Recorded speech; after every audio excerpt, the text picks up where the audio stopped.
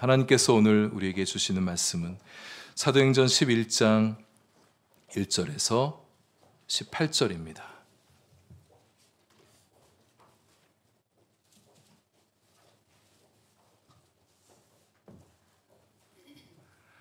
사도행전 11장 1절부터 18절까지의 말씀을 저와 여러분 한 절씩 교독하겠습니다.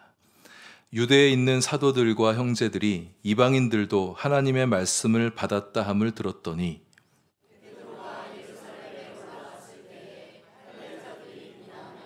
이르되 내가 무할레자의 집에 들어가 함께 먹었다 하니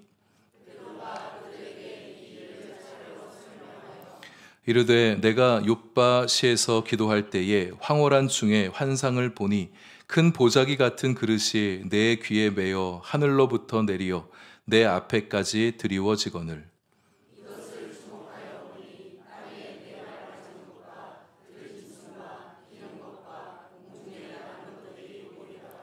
또 들으니 소리 있어 내게 이르되 베드로야 일어나 잡아 먹으라 하거늘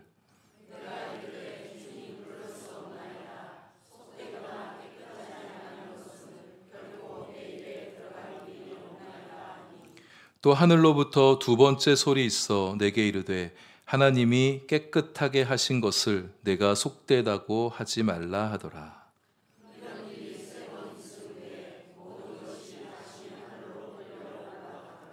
마침 세 사람이 내가 유숙한 집 앞에 서 있으니 가이사랴에서 내게로 보낸 사람이라.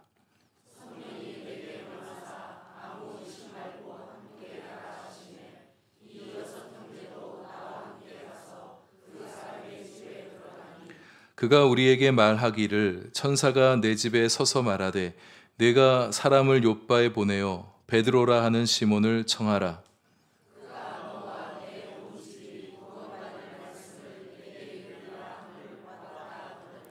내가 말을 시작할 때에 성령이 그들에게 임하시기를 처음 우리에게 하신 것과 같이 하는지라.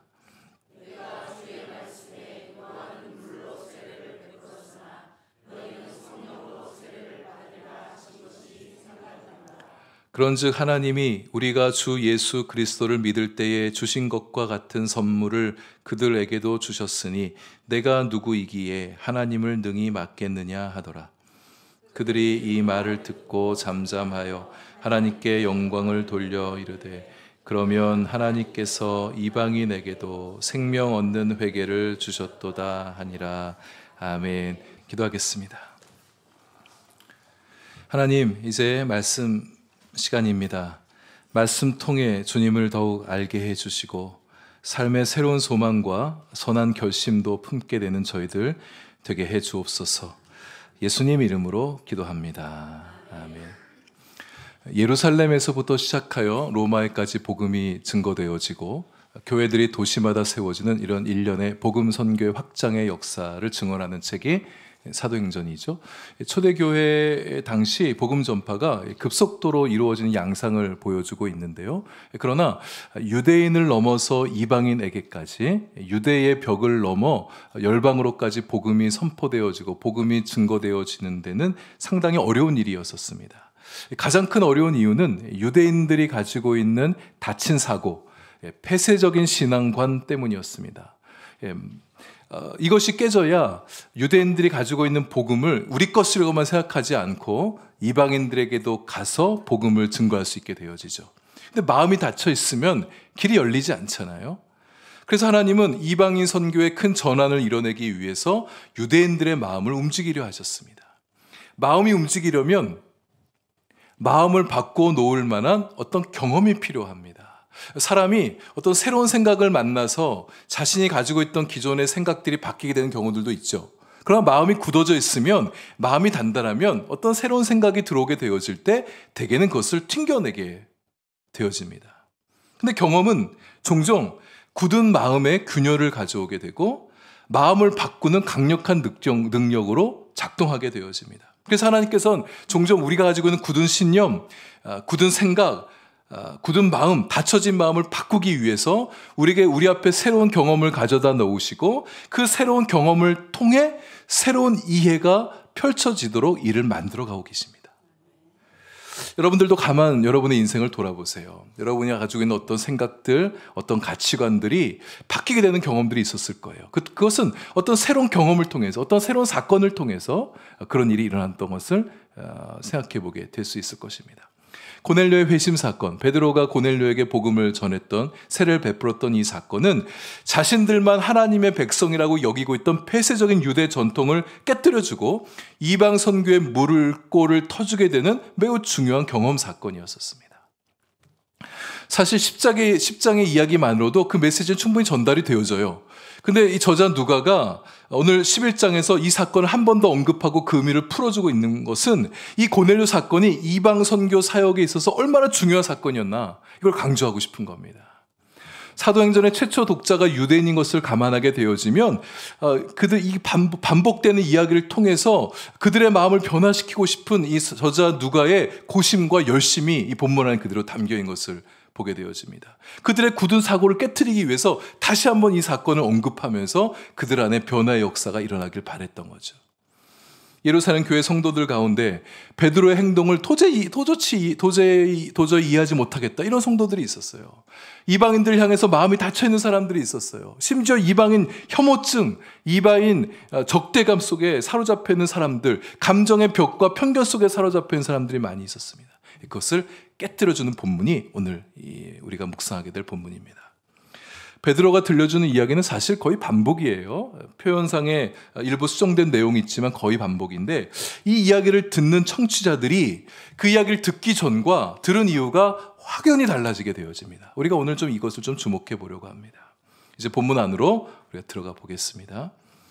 유대에 거주하는 사도들과 믿음의 형제들이 고넬료 가정이 구원받았다는 소식을 듣게 됐어요. 그들 중에 할례자라 일컬어지는 일군의 사람들이 발끈하여 베드로를 비난합니다. 아무리 베드로라도 그렇지 어떻게 율법과 유대 전통을 어기면서까지 그런 일을 하느냐. 여기 할례자들이란 예수님을 영접하긴 했지만 여전히 할례나 율법 준수가 중요한 사람들, 유대적인 전통을 대단히 중요시 여기는 강경 보수파 성도들입니다. 전통을 중요시하는 이들에게는 베드로가 무할례자들과 함께 교제하고 식사를 했다는 것이 받아들이기 너무 힘든 허물처럼 여겨지게 되는 거예요. 그런데 그들의 이 할례자들의 비난의 초점을 한번 잘 들여다보세요. 베드로가 이방인에게 복음을 전한 거, 세례를 베푼 것 갖고 문제 삼는 게 아닙니다. 이방인과 밥 먹었다는 거, 교제했다는 거, 그들과 함께 교제 나왔던 거 크게 마음에 안 들었다는 거예요. 다른 거 다 괜찮은데 그들의 신념에 거슬려지는 거, 그들이 중요하게 여기고 있는 그 어떤 것에 대해서 거슬려 행동을 하게 된 것, 그들이 중요하게 여기고 있는 것을 베드로가 존중해주지 않았다는 사실에 발끈하며 분노하고 있는 거예요. 이들은 일종의 금기를 깬 베드로에게 따질 준비를 하며 기다리고 있었을 것입니다. 얼마나 화가 나 있었을까요? 베드로도 그 점을 모르지 않았던 것 같아요. 이방인과 음식을 함께 먹는 행위가 유대 전통의 위반이 된다는 사실을 베드로도 잘 인지하고 있었습니다. 그래서 흥분한 할례자들의 비난에도 당황하지 않고 지혜롭게 대처를 합니다. 4절을 보시면 베드로가 그들에게 이 일을 차례로 설명했다. 자신에게 일어났던 일의 자초지정을 잘 설명해 줬다는 거예요. 자신을 비난하는 사람들 향해서 화를 내거나 조급하게 변명하지 않았습니다. 여러분, 사람은요, 자기가 한 일에 대해서 어떤 일에 비난을 받게 되어지면 설령 그것이 자기가 잘못한 일이라 할지라도 기분이 나쁘게 되는 거예요. 마음의 상처를 받을 수가 있습니다. 베드로가 누구예요? 예루살렘 교회 탑 리더이지 않습니까? 권위에 대한 도전으로 여겨질 수도 있습니다. 또 베드로의 입장에서 보게 되면 내가 무슨 일을 했는지 당신들이 뭘 한다고 그래? 왜 이야기도 들어보지 않고 화부터 내고 그래? 이렇게 반박할 수가 있죠. 나도 하나님이 시켜서 한 일인데 왜들 그러는 거야? 이렇게 쏘아붙일 수도 있습니다. 근데 베드로는 그렇게 하지 않아요. 차분하게 하나하나 들려줍니다. 결론만 말하지도 않아요. 자기에게 일어난 일을 소상히 들려주고 있습니다. 자기에게 일어났던 그 변화, 성령께서 자신에게 가져다 준 그 변화를 그들에게도 일어나기를 바라는 마음을 가지고 이야기했을 거예요. 할례자들이 나서서 대표로 나서 추궁하고 있지만 그 곁에 있던 다른 사도들도, 그냥 관망하고 있던 다른 제자들도 베드로가 그래도 잘못했지 이런 생각들 많이 가지고 있었을 거예요. 그들의 생각이 바뀌어지도록 성령께서 자신 안에 있는 생각을 바꿔놓았듯이 내가 이제 이야기하는 것을 통해서 성령께서 그들의 생각도 좀 바꿔주시길 바라는 마음을 가지고 그렇게 이야기했을 것입니다. 예루살렘 교회 성도들이 이방인을 향한 편견을 깨고 이방인 선교의 문을 여는 데 있어서 이제 자기가 말하려는 것이 얼마나 중요한 말이 될지를 베드로가 잘 인식하고 있었던 겁니다. 우리가 베드로에게서 이 점을 좀 배우면 좋겠어요. 차분하게 말하는 것. 내 생각이 거부당하거나 공격을 당하게 되면 불편한 감정이 종종 우리의 마음 저 깊은 곳에서 이렇게 훅 올라오는 것을 느끼게 될 때가 있죠. 내 인격이나 내 존재 자체가 거부되는 게 아님에도 불구하고 우리는 우리의 감정이 격하게 반응하게 될 때가 있습니다. 내 생각이 무시당하면 내 입장이, 내 관점이 거부당하게 될 때 화가 나는 거예요. 감정을 좀 내려놔야 됩니다. 나도 기분 나쁘죠. 그러나 덩달아 화내고 거칠게 표현하며 말하다 보면 상대방의 마음이 다쳐지게 되어지죠. 특별히 상대방의 마음을 좀 바꿔놓아야 될 어떤 일 앞에서는 우리가 더욱 마음을 차분하게 하여 냉정하고 차분한 마음으로 말할 수 있어야 돼요. 상대방의 생각이 마음이 바뀌게 하려면 더 우리 마음이 차분해질 필요가 있습니다. 이제 베드로의 말 간단하게 하나하나 살펴보겠지만 베드로는 그가 경험했던 사건을 하나하나 다 다시 들려주고 있어요. 자기가 경험했던 사건 하나하나에 성령의 역사가 있었듯 성령의 터치가 있었듯 자기가 말하는 것을 통해서 성령의 감동이 저들의 마음에도 일어나도록 성령의 터치가 그들에게도 있어지길 바라는 마음 가지고 말씀을 들려주는 겁니다. 베드로는 비난하는 할례자들의 마음을 알아줍니다. 그들의 감정을 무시하지 않아요. 그들의 마음을 받아주면서 이야기하기 때문에 소통이 일어나는 겁니다. 말이 통하게 되는 거예요. 내게 있는 말이 상대방에 건너가게 하려면, 내 말이 상대방의 마음 안에 들어가게 하려면 먼저 상대방의 마음부터 알아줘야 그런 일이 일어날 수가 있죠.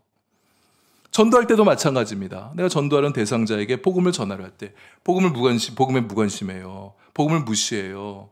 적대적이에요. 어떤 불쾌할 언사를 내뱉는다 할지라도 우리는 친절하고 온유한 태도로 대할 수 있어야 되죠. 같이 덩달아 화난다고 생각해 보세요. 같이 발끈해 보세요. 전도가 이루어질 수 있겠습니까? 믿지 않는 자들 대할 때 우리의 태도입니다. 그들은 아직 귀가 닫혀 있잖아요. 아직 눈이 멀어 있는 상태이지 않습니까? 그렇게 우리는 내가 믿고 있는 복음을, 내가 사랑하는 예수님을 차분하게 그들에게 들려줄 수 있어야 됩니다. 못 알아듣는다고 답답해하지 마시고, 반박하며 따지며 꼬투리 잡는다고 해서 짜증내지 마십시오. 어둠의 영이 그 마음을 사로잡고 있기 때문에 그 마음 빼앗기지 않으려고 그렇게 사단이 하고 있는 것이죠. 내가 전하는 말 한마디 한마디에 믿음을 싣고 권위를 실어서 차분하게 증거하세요. 성령께서 도와주실 것입니다. 고넬료와의 만남 사건의 시작은 하나님께서 보여준 환상이었었죠. 하나님께서 먼저 베드로에게 강렬한 환상을 보여주시면서 그의 마음을 움직여 가십니다. 10장에서 봤던 그의 환상을 다시 반복해서 얘기해주고 있어요. 근데 베드로가 한 말을 보세요. 하나님께서 나에게 환상 보여주셨어. 3번 똑같은 거 보여주더라고. 먹으라는 음식 먹으라는데 어떻게 먹어야지. 난 안 된다고 했지. 근데 그때 마침 세 사람이 날 찾아온 거야. 뭐 이렇게 그냥 간단하게 핵심적인 이야기만 딱딱 전하지 않았어요. 환상의 의미가 대단히 중요했기 때문에 그 의미를 하나하나 풀어줍니다. 마치 자기가 본 환상을 자기가 그들에게 이야기 들려주는 동안 그들도 환상을 보는 것처럼 느껴질 수 있도록 그 환상을 차분하게 하나하나 들려주는 거예요. 당신들도 그 짐승 하나님께서 먹으라고 그러면 먹겠어 안 먹겠어? 나도 그랬다고. 나도 당연히 못 먹겠다고. 율법에 금한 음식을 어떻게 먹습니까? 나도 그렇게 하나님 앞에 반박했다고. 그러나 그 일을 3번 반복했다고 얘기하죠. 같은 환상을 3번 보여줬다는 것은 그 환상에 오류가 없다는 겁니다. 그리고 하나님 말씀하시죠. 내가 하나님이 깨끗하게 한 것을 네가 속되다고 말하지 말아라. 그렇게 얘기했다고. 그 다음 환상이 끝나자마자 때마침 가이사랴에서 3사람이 나를 찾아왔습니다. 그 사람들이 우연히 온 게 아니라는 거예요. 하나님께서 하나님의 뜻 가운데 나를 찾아온 사람들이라 그렇게 말하는 거죠. 성령께서 말씀하셨다고. 아무 의심하지 말고 그들을 따라가라. 이방인을 만나러 가라는 명령이잖아요. 나도 고민이 됐습니다. 무턱대고 따라간 게 아닙니다. 의심이 됐습니다. 당신들도 그렇지 않았겠습니까? 나도 그랬단 말이에요. 그러나 성령의 거부할 수 없는 강력한 명령이 내 앞에 들려지니 내가 어찌 성령의 명령을 거부할 수 있었겠습니까? 그래서 갔죠. 여기 6 형제와 함께 갔습니다. 베드로의 증인이 되어줄 6 형제가 그 옆에 있었나 봐요. 베드로는 고넬료의 말도 인용하죠. 그가 베드로를 비롯한 우리 일행을 초대한 경위도 쭉 설명해 줍니다. 13절, 14절이죠. 꽤나 구체적으로 얘기합니다. 지명, 임명, 베드로가 무슨 말 할지까지도 아주 구체적으로 얘기를 해주잖아요. 그러니까 이게 하나님의 개입이었다는 사실을 분명하게 밝히는 것입니다. 나에게 보여준 환상, 고넬료에게 보여준 천사의 말씀, 우리가 만나게 됐던 그 모든 과정이 이게 다 하나님의 계획 없이는 일어날 수 없는 불가능한 일이었습니다. 이렇게 증언하는 거죠. 결정적인 사건이 또 전개됩니다. 하나님의 역사가 아니고서는 도무지 설명할 수 없는 현상이 일어나게 된 거예요. 15절. 내가 말을 시작할 때에 성령께서 임하셨다. 성령께서 처음 우리에게 임하실 때처럼 그렇게 오셨다. 이 본문을 직역하면은요, 성령이 떨어졌다예요. 그러니까 어떤 무거운 물건이 위에서 뚝 떨어진 모습을 표현하는 겁니다. 덮쳐지는 모습을 얘기하는 거예요. 앞에 10장 45절에 보게 되면 누가는 성령을 하나님께서 부어주셨다 표현하고 있는데 베드로는 매우 강한 어조로 성령의 임재를 이렇게 표현하고 있습니다. 성령이 뚝 떨어졌습니다. 자기가 설교하기 시작할 때 성령의 강권적인 역사가 그 자리에 임했습니다. 나도 놀랐습니다. 이런 일이 일어날 줄 몰랐는데, 성령이 그렇게 오실 줄 몰랐는데 그렇게 오셨습니다. 베드로의 설교 현장에 설교를 듣던 이방인 고넬료 가족에게 성령이 임하게 된 거예요. 마가의 다락방에 임했던 그 성령과 동일한 모습으로 왔습니다. 강하고 급한 바람이 불어왔고 불의 같이 갈라지는 성령이 각 사람에게 임하는 모습을 봤다는 거예요. 그들의 입에서 방언이 터졌다는 거예요. 말씀을 듣는 내내 하나님을 찬양하는 방언의 말들을 쏟아내기 시작했다는 겁니다. 그 모습을 본 베드로와 그 일행들이 얼마나 놀랐겠습니까? 감격하지 않았겠습니까? 성령께서 유대인이나 이방인이나 동등하게 여기신다는 사실을 보여주는 거죠. 성령의 선물은 예수 믿는 유대인들에게만 임하는 게 아니라 예수 믿는 사람 누구든지 예수를 믿는 자, 이방인이든 할 것 없이 예수 믿는 자에게 임하게 된다는 것을 보여주는 사건입니다. 성령을 이방인도 받게 된 사건이 있었기 때문에 오늘날 우리 대한민국도 1900년 전에 이 땅에 성령이 떨어지는 역사가 이 땅에서도 일어났었잖아요. 오늘까지도 성령의 역사가 계속해서 일어나고 있는 건 아니겠어요? 말을 시작할 때부터 성령이 임하셨다. 성령이 얼마나 기다렸던 겁니까? 베드로가 설교 시작할 때까지 얼마나 기다린 거예요. 또 이들은 얼마나 마음을 열고 말씀을 기다리고 있었습니까? 우리의 설교 현장에도 좀 이런 일이 일어났으면 좋겠습니다. 성령의 역사가 일어나는 거예요. 오순절날 마가의 다락방에 일어났던 그런 역사가 또 일어나면 좋겠고, 그렇지 않더라도 성령은 능력의 영이시니까 말씀을 듣는 가운데, 말씀을 선포하는 가운데, 여러분 말씀을 듣는 가운데 여러분의 마음에 변화가 일어나는 거예요. 성령의 터치가 일어나는 거예요. 상한 마음의 치유가 일어나고, 잘못된 생각, 고정관념 속에 똘똘 뭉쳤던 그것이 깨지는 역사가 일어나고, 마음의 찔림도 일어나고, 죄가 깨달아지고, 깊은 감동이 일어나고, 가슴이 벅차오르게 되어지고, 눈물도 나고, 영혼의 떨림이 몸의 떨림으로 나타나기도 하고, 이렇게 살면 안 되겠다는 결심도 일어나게 되고, 새로운 비전도 보게 되는 일들이 이 말씀을 듣는 시간에 일어나게 되기를 소망합니다. 말씀이 시작될 때부터 성령이 임했다고 그랬어요. 그럼 우리 하나님은요, 말씀 가지고 일하시는 분이세요. 말씀 통하여 새로운 일을 만들어내시고 또 성령과 함께 일하시는 분이시죠. 말씀과 성령의 현장의 역사, 말씀과 성령의 연합한 역사가 우리의 설교 시간에 한마음 교회의 강단에서 일어나게 되기를 축복합니다. 베드로가 설교하던 중에 예수님께서 하셨던 어떤 말씀이 생각이 났다. 성령의 사건을 보면서 예수님이 이전에 했던 말씀이, 어떤 말씀이 떠오른 거예요. 앞에 사도행전 1장 5절의 말씀입니다. 예수님 승천하시기 전에 제자들에게 하셨던 말씀이 있었어요. 요한은 물로 세례를 베풀었으나 너희는 성령으로 세례를 받으리라. 예수님 그 말씀이 오순절날 마가의 다락방에 성취되었죠. 베드로 자신과 그의 다른 제자들이, 120명의 제자들이 성령 강림의 역사를 경험했습니다. 근데 그들은 그걸로 다 끝난 줄 알았어요. 유대인에게서 이어지는 것은 유대인에게만 오는 줄 알았어요. 근데 지금 고넬료의 집에서 그때 임했던 동일한 성령이 임하시는 것을 보니까 깨닫게 되는 거죠. 아, 예수님 말씀이 이게 우리만 위한 게 아니라 이방인들도 위한 거구나. 성령 세례가 우리의 것만이 아니라 이방인들도 위해서 주시는 거구나. 베드로가 깨닫고 그 전에 가지고 있던 비유대인들 향해 닫혀있던 마음이 베드로에게 다 깨지게 되어진 겁니다. 생각이 났다 그랬어요. 하나님께서 생각나게 해주신 거죠. 저와 여러분에게도 종종 하나님께서 이렇게 생각나는 은혜를 베풀어 주시길 원합니다. 내가 전도할 때, 누군가의 말씀을 가르칠 때, 또 나 스스로 어떤 처한 상황 가운데 어떤 꼭 필요한 말씀을 듣고 싶을 때가 있어요. 생각나고 싶을 때는 하나님께서 그때 적절한 말씀을 우리에게 들려주는 거죠. 그럴 때 얼마나 기분이 좋습니까? 막 하나님께서 이런 생각을 내게 주셨네. 감사한 마음이 들고. 누군가를 만나서 얘와 얘기하다가 저 사람에게 좀 꼭 필요한 말씀을 들려주고 싶은데 막 생각이 나지 않는 거예요. 그때 하나님께서 버뜩 어떤 생각을 주실 때, 어떤 말씀을 떠올리게 하실 때 얼마나 기분이 좋습니까? 하나님 감사합니다. 저도 종종 그런 경험합니다. 설교 시간에. 저는 설교를 대단히 꼼꼼하게 준비합니다. 거의 그냥 이대로 출판사 넘겨도 조금의 탈고를 거쳐서 낼 수 있을 만큼의 그렇게 준비를 하는데, 그러나 성령께서 말씀을 전하는 중에 미처 준비하지 않았던 말씀을 전하게 하실 때가 있어요. 내가 다 듣지 못했던 말씀, 우리 성도님들에게 들려주기 위해서 제가 말씀을 준비하면서 다 들으려고 하는데 미처 듣지 못했던 말씀이 있을 때, 꼭 들려주고 싶은 말씀이 있을 때 말씀하는 중에도 깨닫게 하시는 거예요. 그럴 때 얼마나 기분이 좋은지 몰라요. 설교하고 마치고 내려가면 너무 감사합니다. 하나님 이런 말씀 전할 수 있게 해주셔서 너무 감사합니다.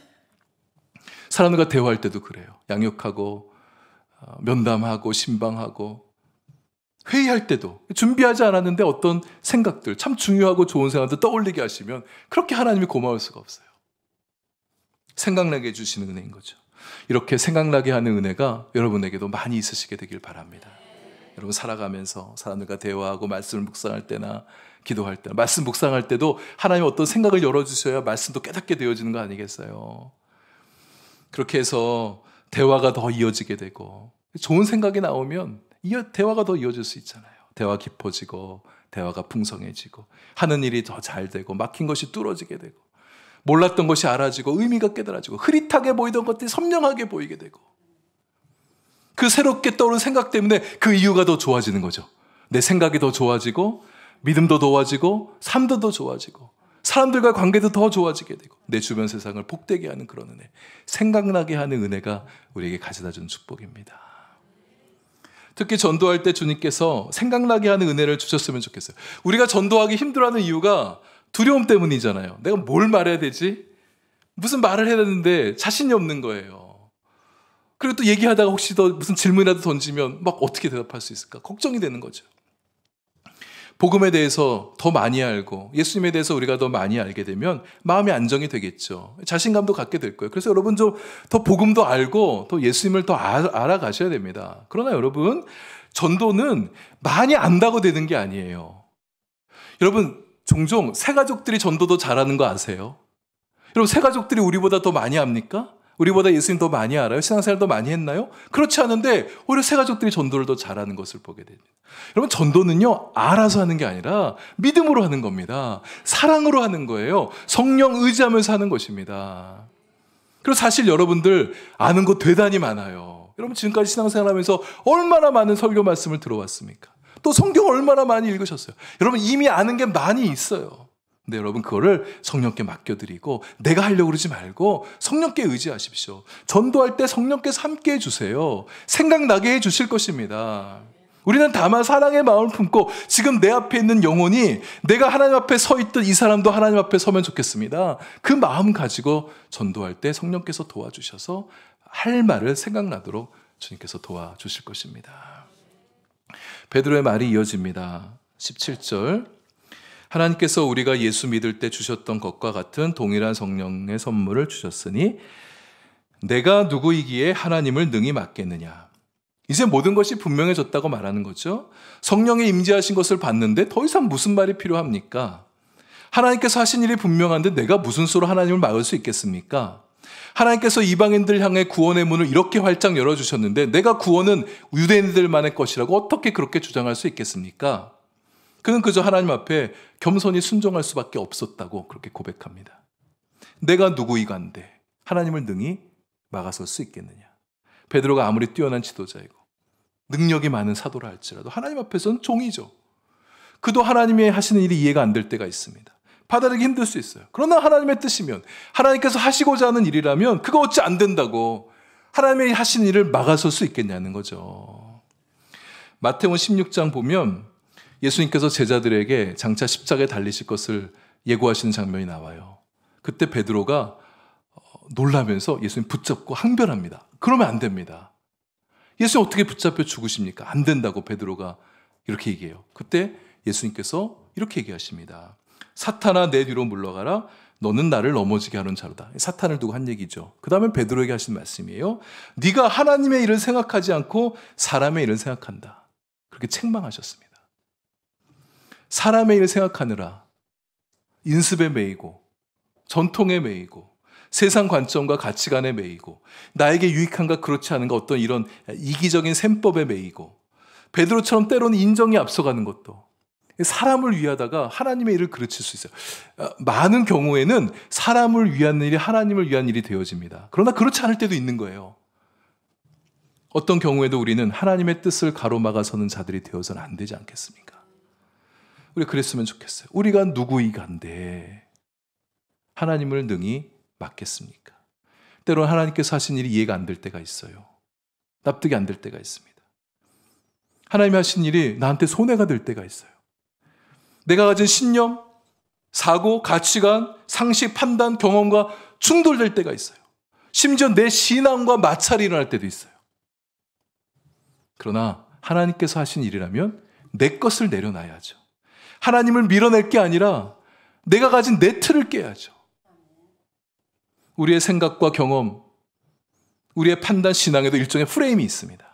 다 나름대로 틀이 있는 거예요. 여러분 인생을 살아오시면서 공부해 오시면서 이런저런 경험을 겪으시면서 여러분 나름의 생각의 틀, 관점의 틀, 신앙의 틀이 형성되어 있습니다. 그것을 무시하자는 게 아닙니다. 중요합니다. 그것이 우리를 보호해주고 우리를 지켜주고 그 관점과 그 관점의 틀을 가지고 우리가 살아갈 수 있도록 우리를 도와주는 것이기 때문에 나름의 일종의 프레임을 갖고 있는 것은 우리에게 대단히 중요한 것입니다.